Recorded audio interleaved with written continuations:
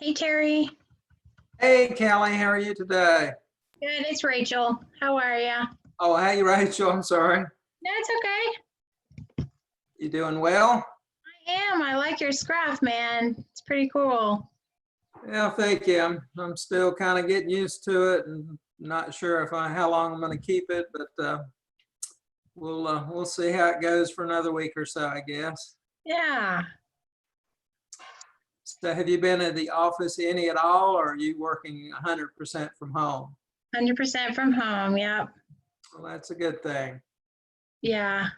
Yep. My power was, I was thinking of going up there today if my power had gone out, because apparently they're doing some maintenance in the area on like electrical stuff that's going on. So, but luckily I didn't have to do that. So I could stay in the cushy part of my home. Didn't have to drag everything up there like I thought I might have to. So it's a good thing. Well, I tell you what, I'm getting, I'm still going out to necessary places like Lowe's and Yeah. such, because I've got so much yard work I'm trying to get done right now. Yeah. But I'm starting to really miss being around friends and, just being able to sit face to face and have a drink. It's like, geez. Yeah, I totally get it. I totally get it. I hope this thing passes sooner than they're talking about. Yeah. Well, hopefully we'll have 2 or 3 more people join us here. I know it's early. Yeah. We'll do this one and then wait till next week, and then we'll look at my calendars and see when we'll do some more classes. Okay. Well, I'm putting you on Facebook Live currently as well. Okay. Just one second.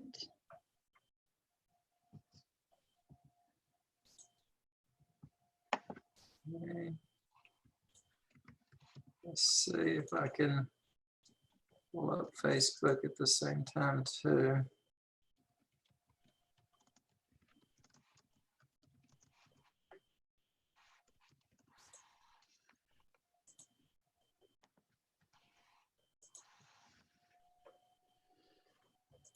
All right, what time is it? 12:56. Okay. I'll wait a couple minutes and put until before putting go live here. And let me make you the host. I think that'll. Yeah, and I could be the host, so you don't have to stay on here. Okay. That's fine. Let's see. You can still see me. You can see that. You can see my email screen right now, can't you? I sure can. Yep. Okay, so probably I need to just minimize that. There we go. All right. Now you are the host. Okay, very good. Thank Of you for your help, Rachel. Of course, anytime. Let's see where we left off last week, and now we were still doing happy hour this afternoon, but I've got somebody else coming to do a little yard work, so I may or may not be able to hop onto that. How's that been going? It's been going well. Yeah, we had some vendors on last week. I think you were on it, right? Yeah, I was on it for a few minutes. Yeah, I saw Preston, and I had to get on and off for about 5 minutes at a time. So maybe I can do that today. I'm not sure. Yeah. Well, do what you can. We'd love to see you, of course. Now, the karaoke didn't go over too well, I'm guessing. You're not doing that. It was kind of, not everyone could get involved, and because not everyone wanted to sing and stuff like that. Like the first week was pretty popular. There's some people just kind of hanging like on there, just not singing, just wanting to watch. So I think now I'm going to do, instead, starting this Saturday, I'm going to do a lip sync battle instead. So people can literally get on, play their favorite songs, and just dance and lip sync to their favorite songs. And then we'll vote at the end. And Oh, okay. yeah, it'll be Yeah, that's fun. cool. Here I am. And I'm going to try and broadcast it to Facebook Live as well. I've never done that from my account. So see if we can get some more people jumped on there. That would be cool. Yeah, yeah, yeah, the karaoke thing, yeah, is going to appeal to a small group of people. Yeah. But the lip syncing, just, yeah, thinking outside the box, just like you're doing, that's good to try to keep us all engaged. Yeah. Would you join it?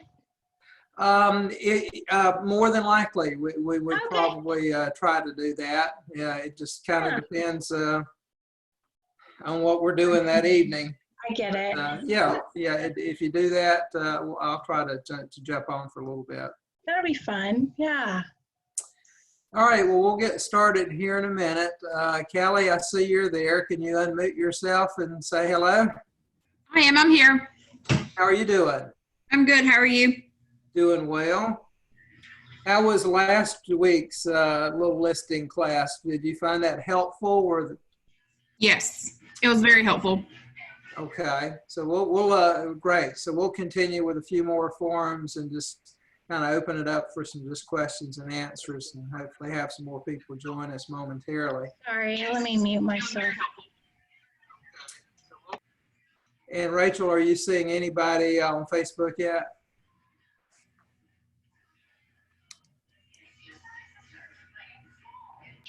Not quite yet, but we'll get them. Okay. Well, Kelly, let's just chill for a couple more minutes and chat. And if nobody joins, you and I'll just get started. How's that? You're good. I'm trying to eat lunch and do all that. I was doing some of my CE online classes right before. Uh-huh. So I'm just trying to get all caught up, and my kids are in the background. So if you hear something crazy, I'm sorry. Okay. Yeah, no problem. I had to race to eat as well, so we could get this started on time. So I understand.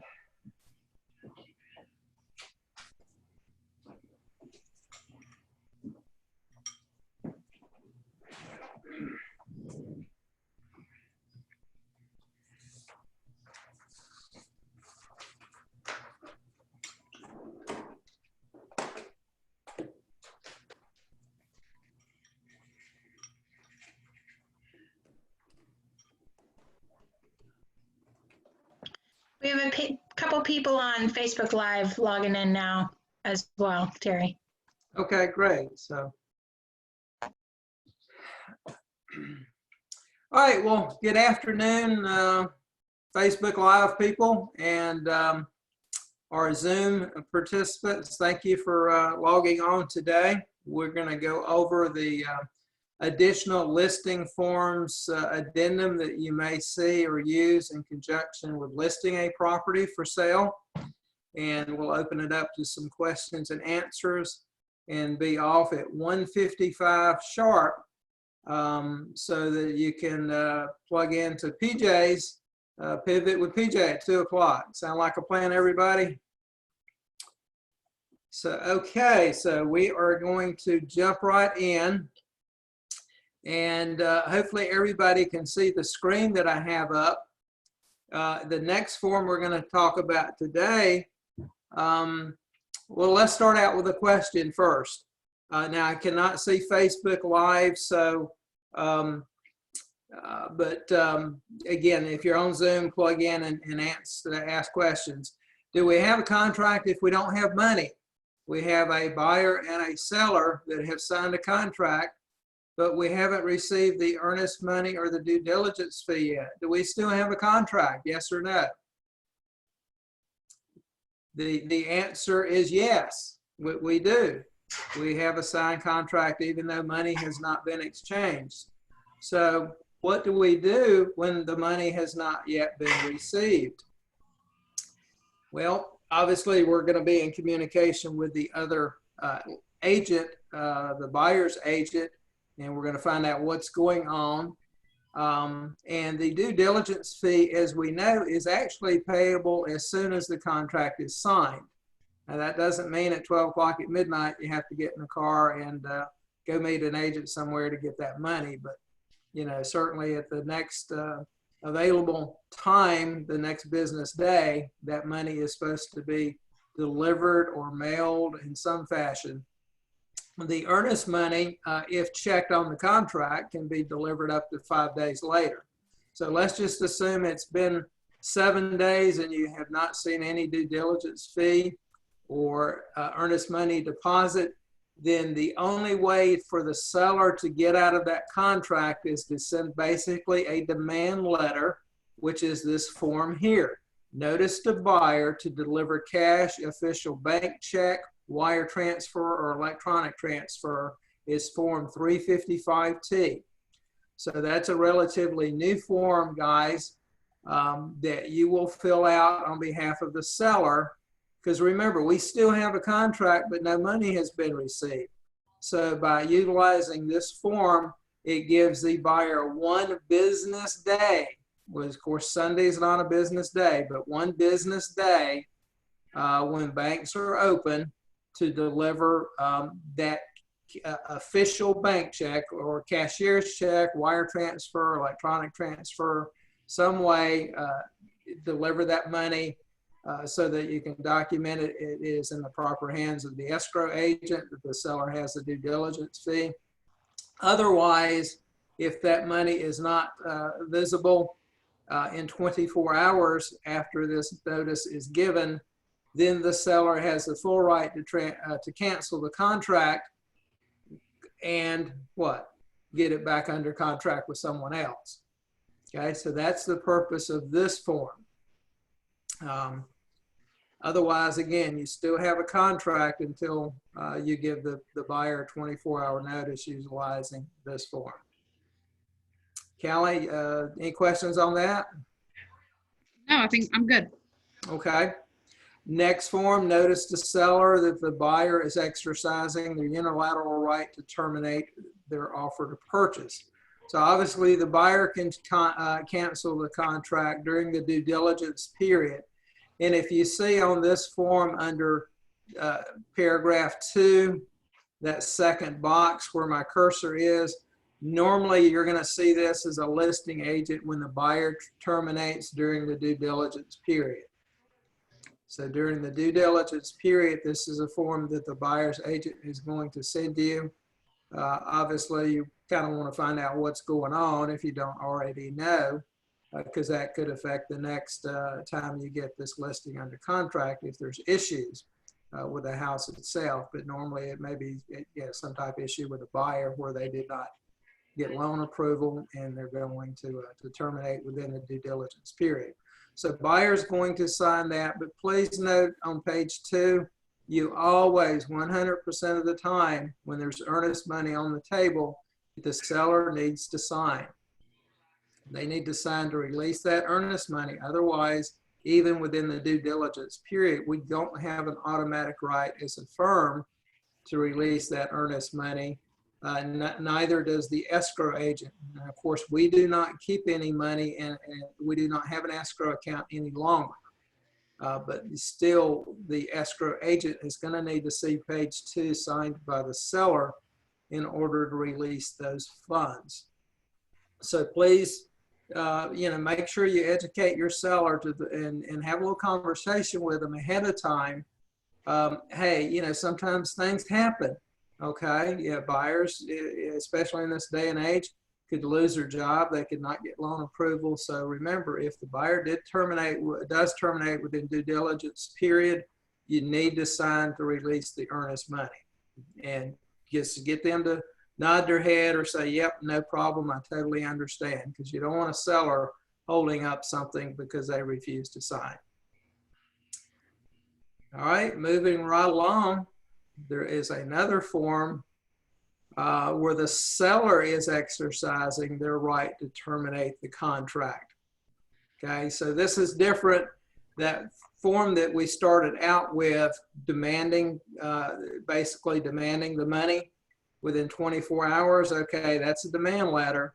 then if it's not received, this is a form that you're going to use for the seller to cancel the contract, Form 352T.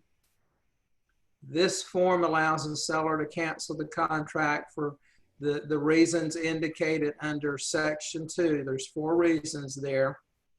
And again, we're not going to go through every line of some of these forms. You know, we want you to be familiar with what they are, but please read some of these forms on your own. Take the initiative when you have some time, maybe 30 minutes a day if you're a newer agent, and look at some of these forms, highlight some of the key areas that you think it may come up, which again, most common would be failure to deliver that due diligence fee or earnest money fee. But there's other reasons why the seller may be able to terminate the contract, and that's the form that you're going to use here.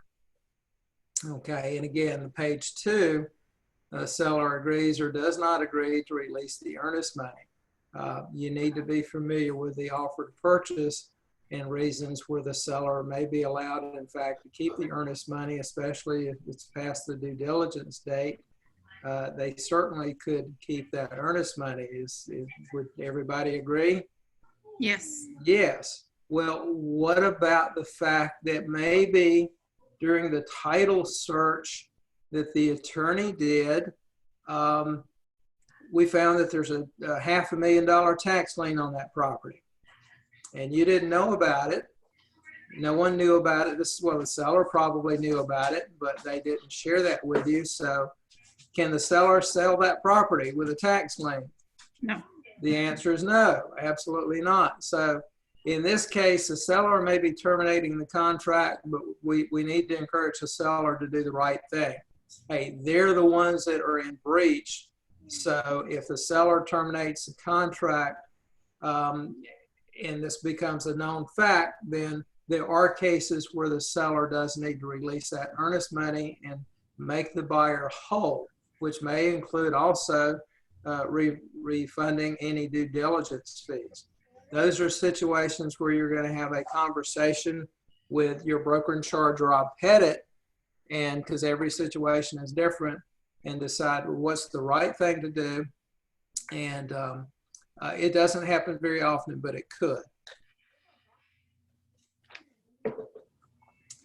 Okay. And now moving along, let's see what our next form is. Another termination form. So guys, make a note, there are several different termination forms. A buyer termination, a seller termination, and this termination form is by mutual agreement. Again, things happen, right?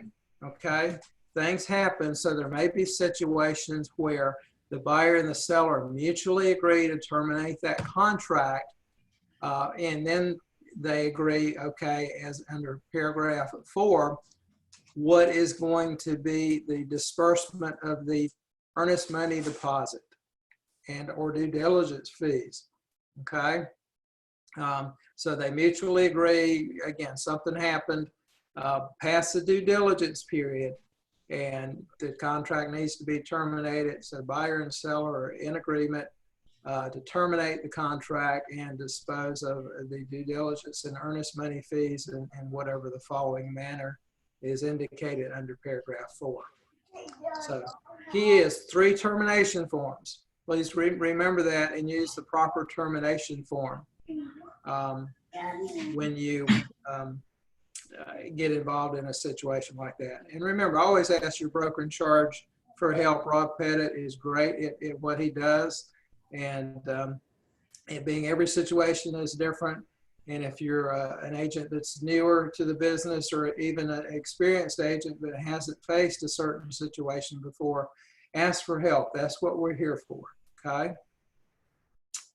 Hey, not too many people probably use this form, but this is a form I have used before and I like it. So I'm going to give you some tips and tricks here. Response to buyer's offer. So we get that offer on our listing and we say, oh, great, we've got an offer, but it's not a real good offer, okay? So how's the seller going to respond to you? verbally, email, text. Okay, let's try to stay with email because you can print an email, right? You can have an email chain. So we want to try to, you know, obviously have a verbal conversation with the seller, but also verify anything in an email. But this is a form that I'll call it an accountability form. Say the seller makes a counter offer. Okay, we're going to reject that offer because it's too low, but I'm going to make you a counter offer. If you use this form, in my opinion, it holds the seller a little bit more accountable. Say the offer comes in at $300,000 and he's asking or she's asking 3.25. Well, that's a low offer. So the seller comes back and says, well, I'll take $315. Okay, well, that's great. They send you an email that I'm going to take $315. But go a little bit further and say, well, Mr. or Miss Seller, I want to send this response back to the buyer on this form. And you're going to put on this form, well, this is not a counter offer, because remember, if the offer is not accepted as is, it's in effect not accepted, right? It's rejected. So using this form, you put on here, okay, counter offer of, I'm sorry, not a counter offer, but we would favorably consider the following changes. An offer price or sales price of $315,000, and address the due diligence fee, earnest money fee, due diligence period, whatever needs to be addressed, and have the sellers sign it. Okay, send it to them and have them electronically sign it. Callie or anyone, can you think of why we might want to do that? The one word that, again, that I started out with is accountability. It makes the seller more accountable than if they just send us an email. Because what can happen is the sellers can change their mind, can they not? This is not a counter offer. It's not a contract. It's just a proposal. So the seller can wake up the next day and say, yeah, you know, never mind. I'm not going to take that $315. I want full price. You can kind of put them on a little guilt trip and say, well, Mr. Miss Seller, you did agree in writing that you would consider $315. What's the right thing to do? Okay, you don't have to take less. I understand that, but you did say that you would, and you signed this, and the buyer has it that you would consider an offer of $315. So it holds them a little bit more accountable, so that you don't get a wishy-washy type seller that may just change their mind the next day and then become more and more difficult as things move forward. You want to take control and let your seller know that there are certain things that you expect them to uphold. If they say they're going to do something, that the right thing is for them to follow through.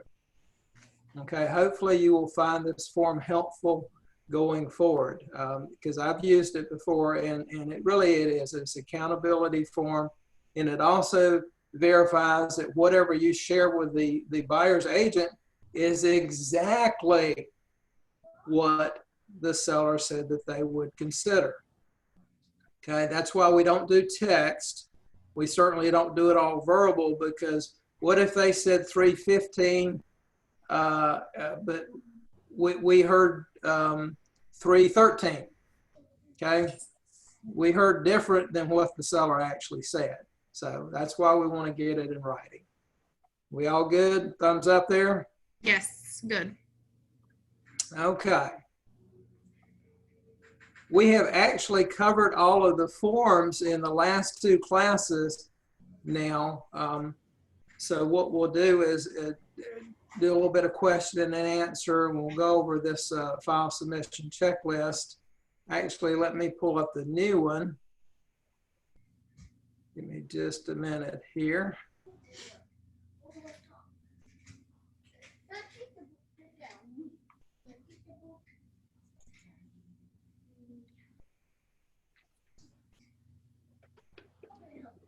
Okay, let's talk about command for a minute and what you need in command. So this is the same file submission checklist that we had before. But we've kind of geared it up to, again, as opposed to .loop, command file submission checklist, submit all documents within 48 hours of a ratified contract.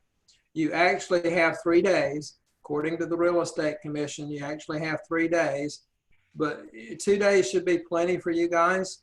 If it's a contract, you need to go ahead and create a file for that in command and submit it, or at least create it.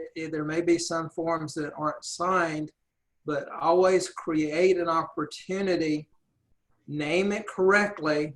Okay, that's the key for us finding it. Sometimes it is difficult to find a file. So name it COR dash the property address, and then you can put your buyer and seller's name if you want.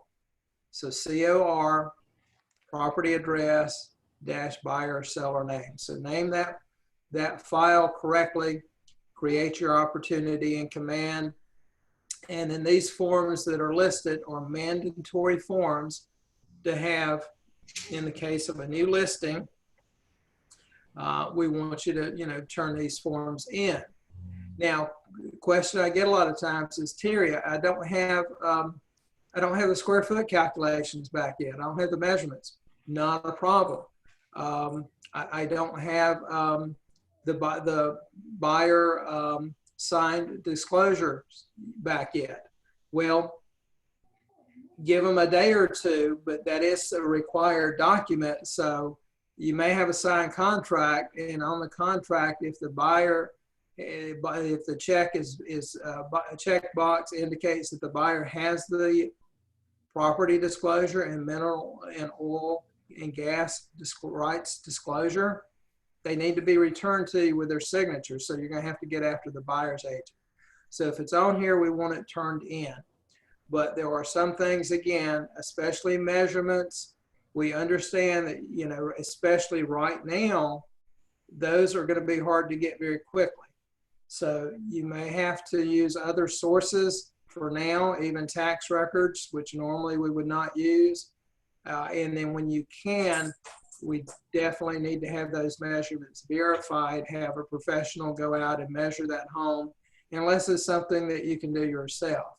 If it's a simple ranch home, you could easily go out and measure that home within a few days. If it's a 5,000 square foot, three-story home, I'm not going to measure that home myself. I'm going to hire a professional to do it as soon as they're allowed to get out and do measurements. Don't forget your seller net sheet. You would never or should never list a home unless your seller knows approximately what they're going to walk away with. Because otherwise, how can they make the decision to sell if they don't have a pretty good assumption of what they're going to walk away with in their pocket? So in order to do that, you do need to get a copy of their mortgage statement. Don't just go on what they say they think they may owe. Get it in writing. Just say, hey, my broker in charge and compliance officer or company policy requires a copy of your mortgage statement for verification. So once you have that, then you can do your seller net. So new listing documents, when that listing goes under contract, that's a pending sale. So you would submit it again into command with the appropriate documents. Obviously, if it's a buyer agency under contract, there's no listing there. So this would be your first time that you submit it as a under contract buyer agency. Remember, RESPA is always required. That's our business arrangement disclosure, business affiliate. Buyers and sellers, 100% of the time, that's a federal disclosure. So we could get sued as a company, and there have been real estate firms nationwide sued for failure to disclose business affiliates. So RESPA is a have to have. So please always get that form filled out. EMD receipts, obviously you're not going to have that sometimes within 3 days because the EMD a lot of times is not delivered for up to 5 days. But when you get page 14 with a signature, you're going to add that to your file in Command, and it'll come through that you've changed your file, and I'll be able to go in and review it and approve it. Now, there's a couple of things, again, that you may not have day one, and that's okay. A septic permit. If you notice back on a listing, septic permits are always required if it's on a septic system. If you're way out in the country somewhere and you don't have city water and city sewer, you have a septic system. You have to pull the permit for that. When you're doing that, it's up to the county how that's done. Sometimes you can do it online. Sometimes you actually, I know I've had to actually go to the health department and pull the permit in person. That's who has the permit. The health department maintains the permit for the septic system of any properties that have a septic field. So if it takes a week or so to get that, that's okay. Just add it to your file when you have that. Okay, we're good with that. I'm good with that. So, and just give me a note in Command that, you know, hey, I'm still waiting on measurements and the septic permit. We'll add those as soon as I have them. And you're always going to get a thank you from me, thanks for the note, or no problem, something like that. Okay, and the last submission you're going to have in Command, of course, is going to be for closing so we can get paid. The closing disclosure, or if it's a cash sale, it's still a HUD, needs to be signed. It cannot be just a sample of the preliminary HUD or closing disclosure you get the day before closing. It needs to be the final CD, final HUD, signed by someone, the attorney, the buyer, or the seller, to indicate that the closing has actually occurred. That's what you put in your Command file. If it's your listing, only if it's your listing, it's required to have that MLS sheet in there. It doesn't hurt if you have a buyer under contract just to put that MLS sheet in there as a matter of reference, but you'll have no control over how soon the listing agent changes it to closed. So that may not be done by the time you submit your file in Command. So if you don't have that on a buyer side, it's okay. On a listing side, it's required. And of course, proof of the home warranty. If a home warranty was part of the transaction, we want to verify that it has been ordered. Okay, everybody good with that part? So those are the documents that you need. Okay, Kelly, any questions? I wish I could see you guys on Facebook with questions, but you can always message me and I will call you back with answers.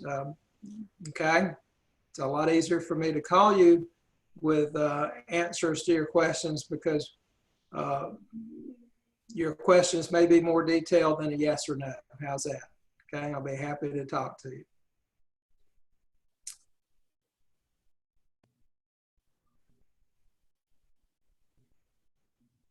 Okay.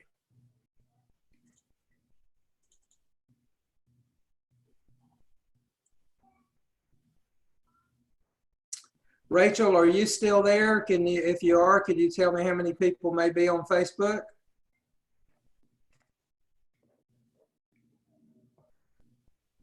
She may not be here. Okay. I might be able to check. Hold on just a second. Okay.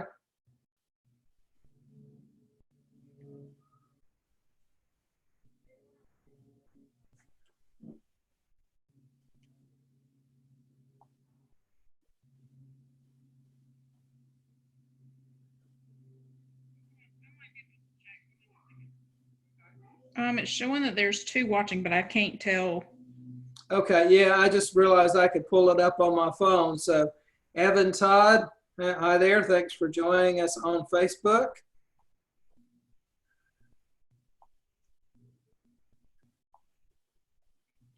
And we've got a couple of other people on there. So, Please, again, send me some comments or questions if you have them, or either, better yet, just call me directly, and I'll be glad to answer those if I don't get them answered here moving forward.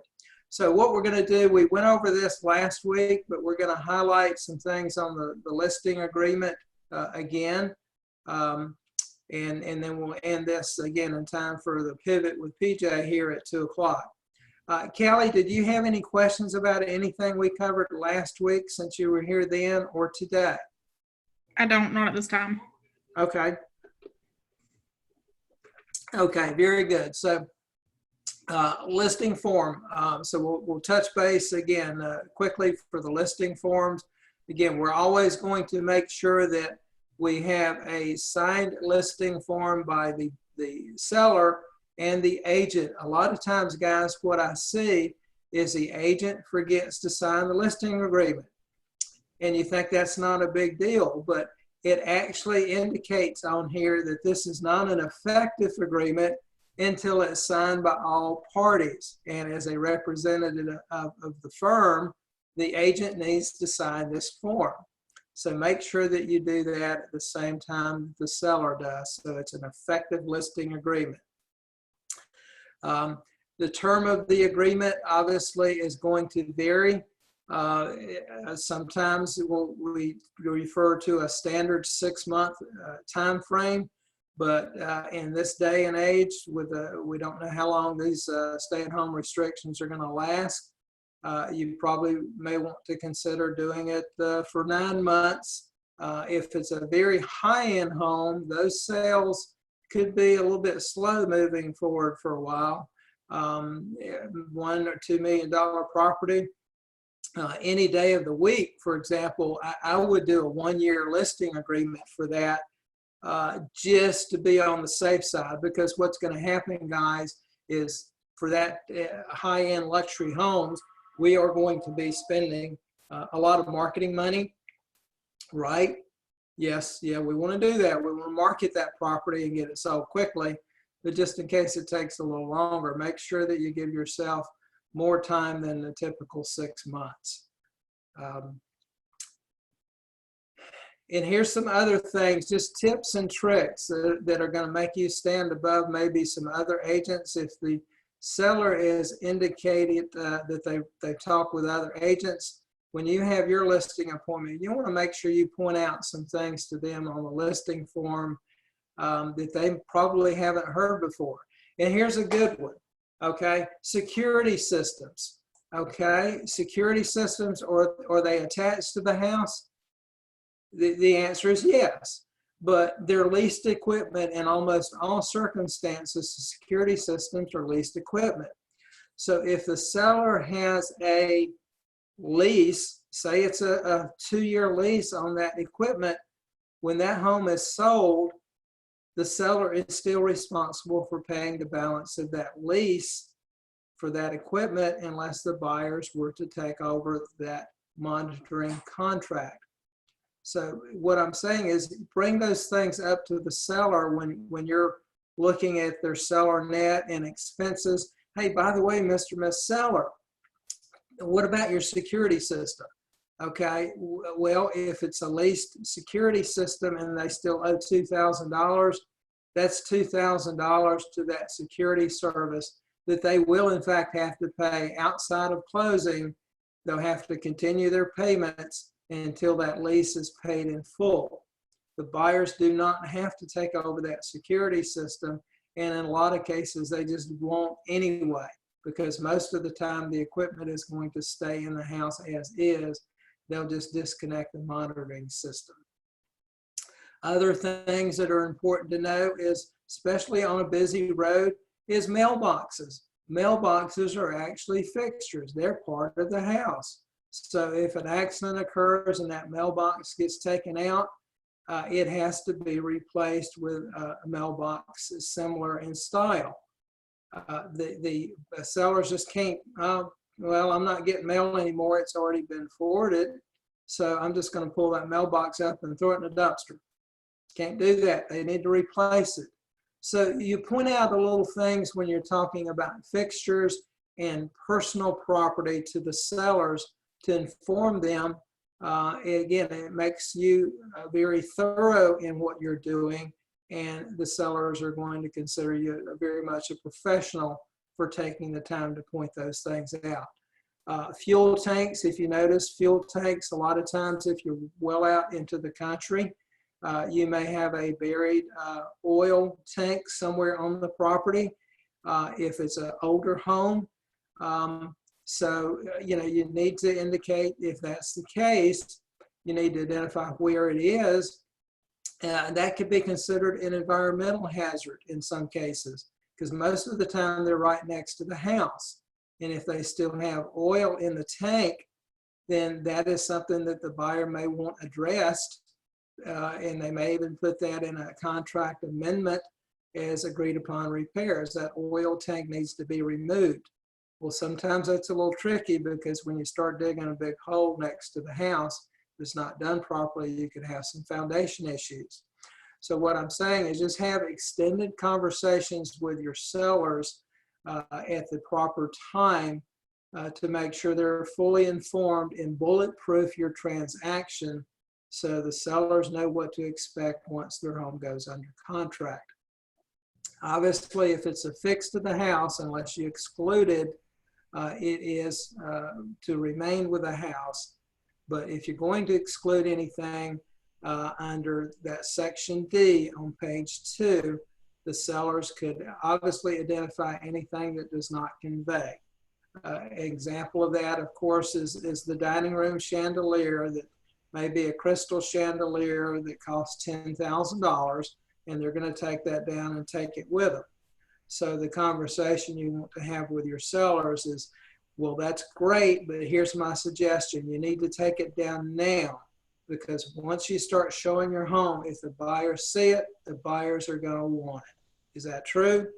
Yes. Yeah, absolutely. Yes. So take that down and put up a nice light fixture in its place. And the same thing goes with that $5,000 refrigerator that the sellers just bought. I've ran into that a lot.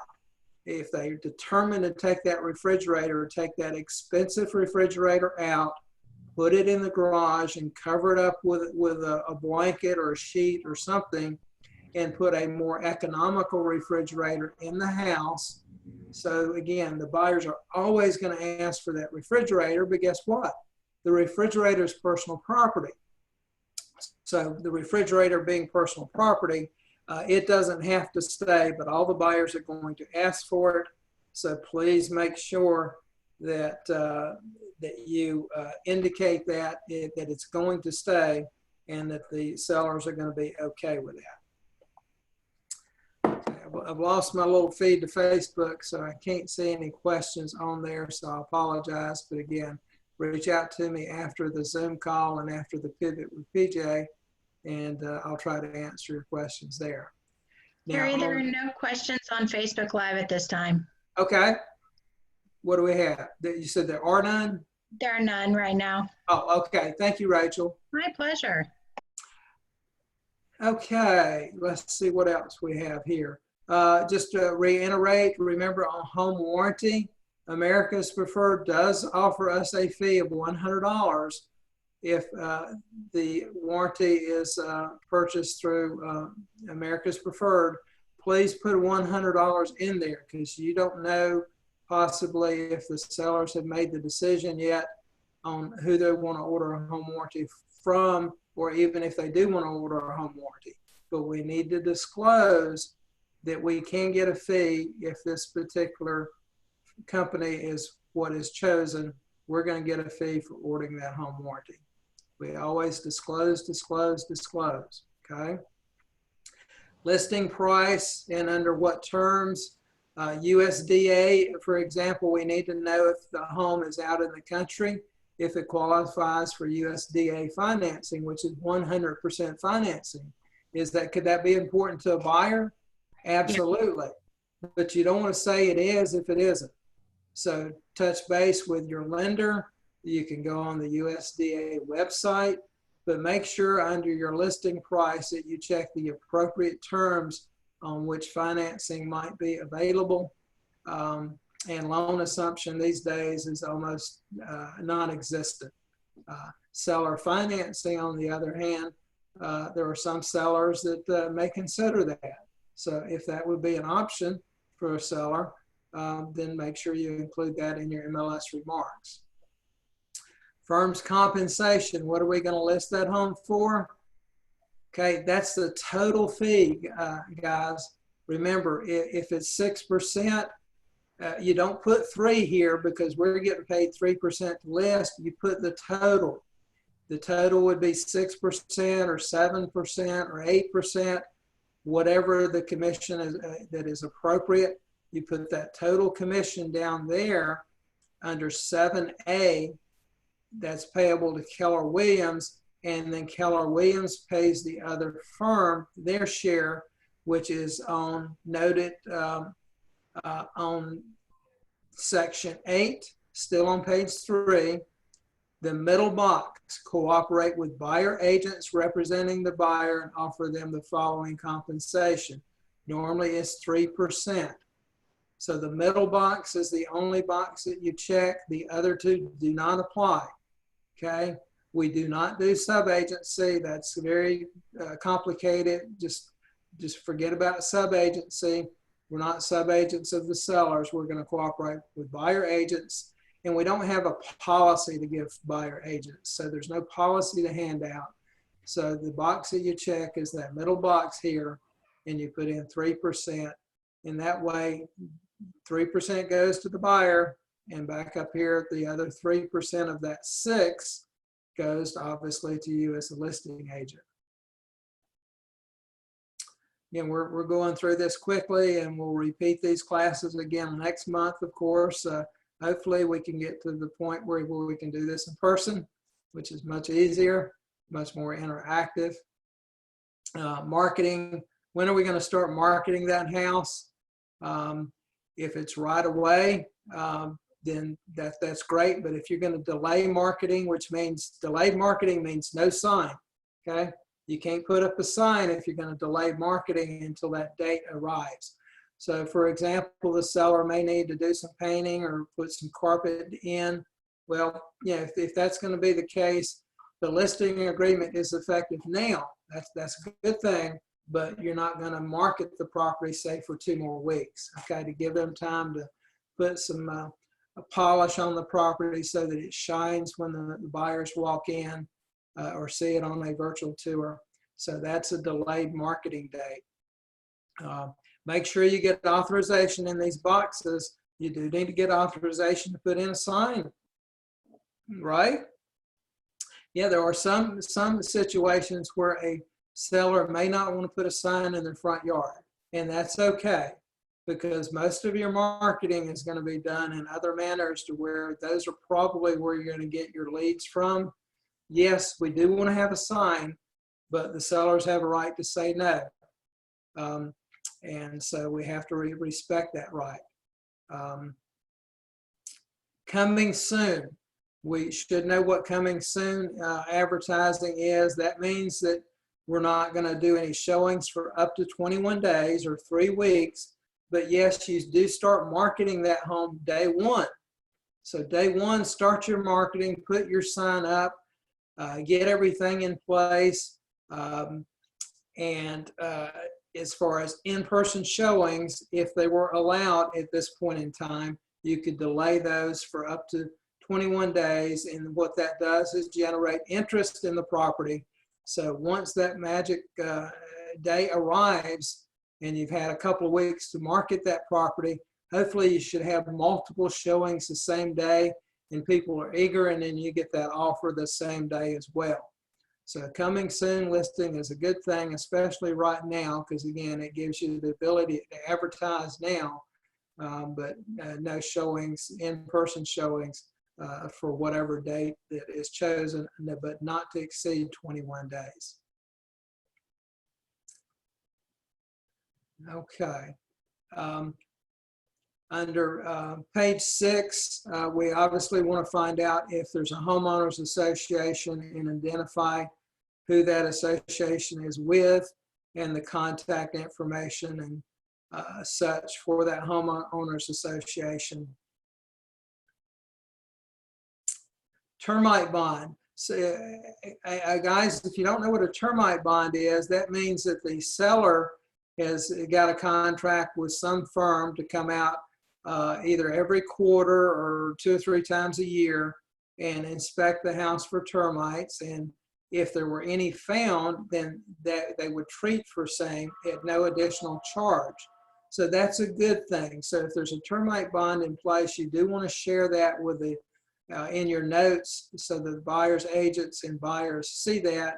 Sometimes there may or may not be a transfer cost, so you're going to reach out to that termite company yourself and determine if there is, because again, that termite bond is a good thing. These buyers can take over that contract, and because again, here in the South, termites are pretty prevalent, and at some point in time, if you don't have a termite treatment, after 5 years, it's basically ineffective. You're going to wind up with termites. Current liens, we talked about the fact earlier, when we list a home, we do want to get a copy of their mortgage statement. That is the balance as of the day the statement was printed. That is not a payoff, but it still verifies exactly what that balance is, and you can project forward on your seller net, assuming that balance of today and the closing happens, for example, 90 days from now, then you can kind of project, okay, well, they're going to make 3 payments, but most of those 3 payments are probably interest. So the balance is only going to come down just a little bit. So you kind of have to do a little bit of math on that, but it's very helpful to know the balance as of the day that you get the listing, and then you kind of project forward on your seller net. And remember, interest is paid in arrears, so it doesn't include the interest for the last 30 days. So that balance is going to be very helpful to you in preparing a proper seller net. And also remember that to ask them not just about their mortgage, how about their home equity line of credit? Okay, or sometimes a seller may not realize a home equity line of credit has to be placed on hold. Okay, it's placed on hold, and it does have to be paid in full before that deed can be transferred into the buyer's name. It's not a personal line of credit. It's based upon the home. So home equity lines of credit, you also need to include those in on your seller net. Bankruptcy, let's just have a quick discussion, especially if you see that on your seller net that that the sellers may not have any equity per se, or if they may even be in the hole. Okay, Mr. and Miss Seller, have you thought about bankruptcy, or you thought about a short sale? You know, do you have the money to bring to closing to make up for any shortage as shown on your seller net? That's a sensitive conversation to have, but once you do that seller net, if you're in a negative number, then it is a conversation that you need to have, and make sure that, hey, is there enough money in the pot to pay your commissions? We don't work for free, right? So we want to make sure our commissions, the money is there to pay our commissions. Special assessments. Okay, you're going to ask the seller about any proposed or confirmed special assessments, but they may have forgotten that, oh yes, by the way, that there's a special assessment of $500 to take care of pool repairs so that the pool can be open on time this year. Well, they may forget to tell you, so do your due diligence as an agent. Please call that homeowners association yourself and ask them directly, are there any proposed or confirmed special assessments? Because remember, we have to disclose, disclose, disclose. If we don't disclose, it could come back to the agent for not doing your job and your homework when you should have known that. Just because the seller doesn't know that doesn't alleviate your responsibility for confirming that there is or is not a special assessment.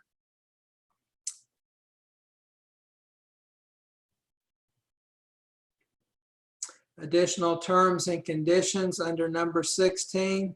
This is a listing agreement, so we are not drafting here. If we write something down here, and as I said before, a lot of times, especially if you know you're competing against another agent, I would be happy, in my case, for example, to tell the sellers, hey, I know you're talking to John Smith with ABC Realty, but if you're willing to go ahead, and I'm sure you're tired of talking to agents, if you're agreeing to go ahead and list with me today, tell you what I'm going to do. I'm going to go ahead and pay for that home warranty for you at closing.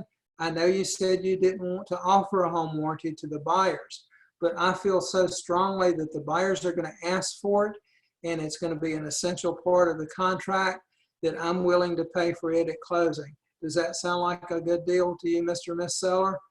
And obviously they're going to say yes. And okay, are you willing to go ahead and sign and list with Terry and Keller Williams, Lake Norman, Cornelius?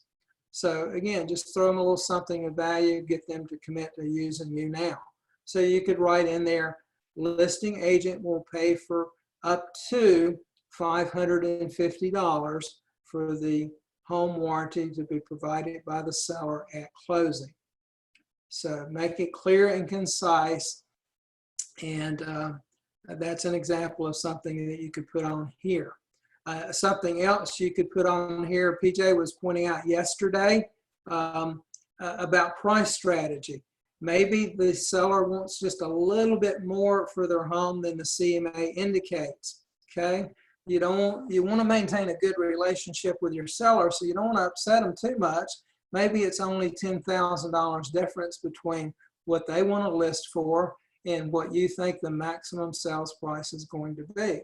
So what you can do on here under section 16 is put, okay, Mr. Miss Seller, I'm going to go ahead and list this property for $310,000, but I think it's just a little bit overpriced, and the first 21 days is so essential to getting your home under contract.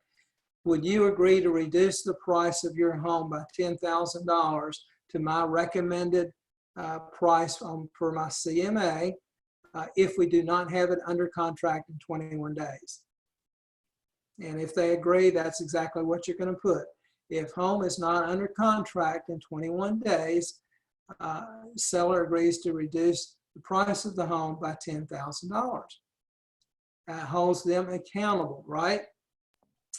So that is another example of what you could put under 16, holding the seller accountable to do that price reduction. There's an additional price reduction form, an agency renewal and amendment. You're also going to fill that at the same time, and as long as you don't have the house under contract by then, get them to sign that and make that price reduction and get that home sold. Okay, quick question real quick, Terry. Yes. Okay, so you're saying, so in there, you would put that if it's not sold in 21 days, we'll reduce it by 10. And if they agree, go ahead and fill out the other form and have them sign it too? Yes, I would go ahead and get them to put it's the agency renewal and amendment. So at the same time, because this is a listing agreement, but to make any changes to the listing agreement and make it official, you need to fill out the other form. So okay. Fill out the other form, date it for that date, and put on there, make it very clear that, and say we're using a date of May 15th, for example. On May 15th, if this home is not under contract at that time, the seller agrees to reduce the price of the home from $310,000 to $300,000. And you can go ahead and have them date that form for the date that they sign it, correct? But the date of the price reduction obviously is going to be effective for May the 15th. Okay. Terry, so you have about 3 minutes, just FYI. Okay. Yep. Very good. Thank you, Rachel. And we are finishing up. Last thing here we want to talk about is dual and designated agency. Again, you always want to do on a listing agreement dual agency, and designated agency is a form of dual agency, so it's dual and designated. Never have a seller initial exclusive representation, because what that means is that you cannot allow any Keller Williams Cornelius agent to show and bring you an offer on that property. So you're excluding some top producers out of your own office if the seller desires exclusive representation. So you don't want to do that. So it's always deal and designated. And guess what? Get them to sign it and you have your listing. How's that? Yes. Okay. So, Kelly, any questions on what we covered today? Not at this time. I don't think so. All right, well, thank you for your participation. Rachel, are you seeing any questions on Facebook? None at this time. Thank you. Okay, well, guys, thank you so much for spending some time with me today. Hopefully, we will see you soon back in the office. Until then, stay safe. And anytime you have any questions, you're welcome to reach out to me. 704-560-9630. I will get back to you as quickly as I can. What's Have that a number great one day. more time? Thanks, guys.